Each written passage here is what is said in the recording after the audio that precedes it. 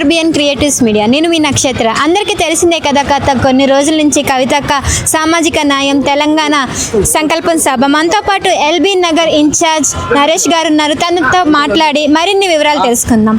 నమస్కారం నరేష్ గారు. Thank you. So మనకి రేపు జరగబోయే సభ ఎట్లా ఉండబోతుంది? ఆగస్టు 6 అనేది ప్రొఫెసర్ జయశంకర్ సార్ యొక్క జన్మదినం.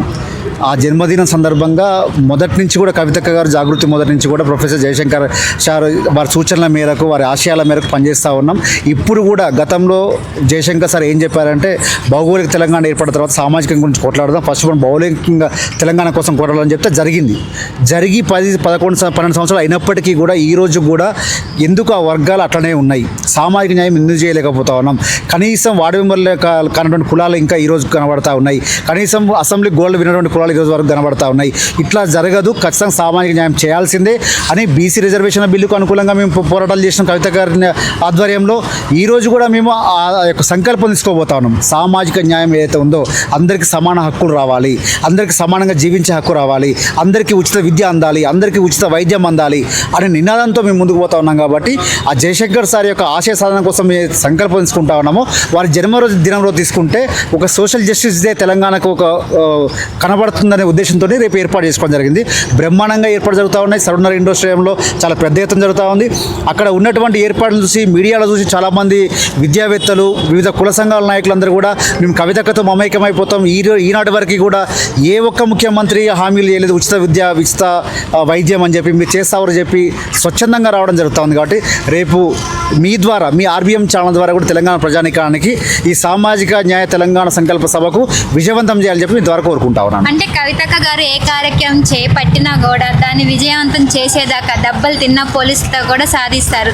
సో అలాంటి పట్టుదల మీలో కూడా ఉందని అనుకోవచ్చా? డెఫినెట్గా మీరు చూస్తూ ఉంటారు కదా, ఇంతకు చేసిన భూ పోరాటాలు కానీ, సెక్రటరీ ముట్టడి కానివ్వండి, లేకపోతే విద్యా కమిషన్ ముట్టడి కానివ్వండి, ఇట్లా ఏది తీసుకున్నా కూడా మేము పార్టీగా ఎంత సైజులో ఉన్నామో ముఖ్యం కాదు, మేము ఏ స్థాయిలో కొట్లాడుతున్నాం, గవర్నమెంట్ మీద ఏ స్థాయిలో మేము ఒత్తిడి తీసుకురాగలుగుతున్నాం, మేము చేసిన పనుల మీద గవర్నమెంట్ స్పందిస్తుందా లేదా, స్పందించే వరకు మా పోరాటం ఉంటుందా లేదా, ఏదో తూతు మంత్రంగా మీడియా కనబడాలి కాబట్టి కొంత ప్రతిపక్ష పార్టీలు చేస్తామని చెప్పి నిజమైన ప్రతిపక్షం ఎవరు ఈ రాష్ట్రంలో?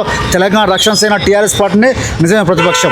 మేమే పోరాడుతూ ఉన్నాం, ప్రతి ఒక్క సమస్య మీద మేము పోరాడుతూ ఉన్నాం. కాబట్టి రాబోయే రోజుల్లో కూడా ఇప్పుడు రాబోయే 3 సంవత్సరాల ప్రతిపక్షం 3 సంవత్సరాల తర్వాత కూడా అధికారంలోకి వచ్చేది కూడా మేమని ప్రగాఢ విశ్వాసంతో చెప్తా ఉన్నాను. నేను ఊరికే అంటే ఆ మాట ప్రజల్లో స్పందన చూస్తూ ఉన్నాను. లాయర్ల దగ్గరికి వెళ్తే అదే మాట చెప్తా ఉన్నారు, విద్యావంతుల దగ్గరికి అదే వెళ్ళి చెప్తా ఉన్నారు, ప్రొఫెసర్ల దగ్గరికి వెళ్తే ఆ మాట చెప్తా ఉన్నారు. కాబట్టి ఆ నమ్మకంతో నేను చెప్పగలుగుతున్నాను. అంటే రేపు జరగబోయే సభకి భారీ ఎత్తులో జనాలు కానీ వచ్చే అవకాశం ఉంది కదా, మరి వాళ్ళ భద్రత ఎట్లా ఏర్పాట్లు జరుగుతున్నాయి? చాలా నీట్గా అవుతున్నాయి. మా పార్టీ వాలంటీర్షిప్ తీసుకుంటా ఉన్నాం. పోలీస్ వ్యవస్థ కూడా మాకు తోడ్పాటు అందిస్తూ ఉంది. కొంత జాప్యం జరిగినప్పటికీ కూడా, పోలీస్ పర్మిషన్ జాప్యం జరిగినప్పటికీ కూడా, సరే ఏది ఏమైనప్పటికీ కూడా మాకు ఉన్న హాల్కి సంబంధించిన ఏదైతే ఉందో దానికంటే ఇంకా 2-3 రెట్లు ఎక్కువ ప్రజల స్పందన వస్తూ ఉంది. మేము చెప్పింది చిన్న స్థాయిలో చేసుకుందాం. మేము ఇంకొక విషయం ఏంటంటే ఈరోజు హైదరాబాద్తో మొదలుపెట్టి ప్రతి ఉమ్మడి జిల్లాలో ఈ కార్యక్రమాన్ని చేసుకుంటాం మేము. కాబట్టి అయినప్పటికీ కూడా మీ జిల్లాల నుంచి అన్న మేము రావాలి, అక్క చెప్పే సామాజిక న్యాయం కోసం మా కోసం చెప్తుంటే మేము జిల్లాలో ఉండి మేమేం చేస్తాము, మా వంతుగా మేము వస్తామని చెప్పి తరలి వస్తూ ఉన్నారు. కాబట్టి ఎవరిని కాదనలేం. కాబట్టి ఉన్నటువంటి వ్యవస్థలు అయితే ఉందో వారి అందరికీ కూడా అన్ని అందుబాటులో ఉండేట్టుగా మేము ప్రయత్నం చేస్తూ ఉన్నాం. సో ఈ సభ అనేది మార్నింగ్ 10:30 నుంచి జరుగుతుంది. ఎప్పటి వరకు ఉంటుంది? యాక్చువల్గా మార్నింగ్ 10 నుంచే స్టార్ట్ అవుతుంది ఈ సభ. 2-2:30 వరకు ఉండే అవకాశం ఉంది. తర్వాత కొంచెం హాఫ్ అన్ అవర్ అటు ఇటు అయ్యే అవకాశం తప్ప ఇంకా వేరే ఎక్కువ జాప్యం జరిగే అవకాశాలు లేవు. సో ఈ సభ ద్వారా ప్రజలకు ఏం చెప్పాలనుకుంటున్నారు?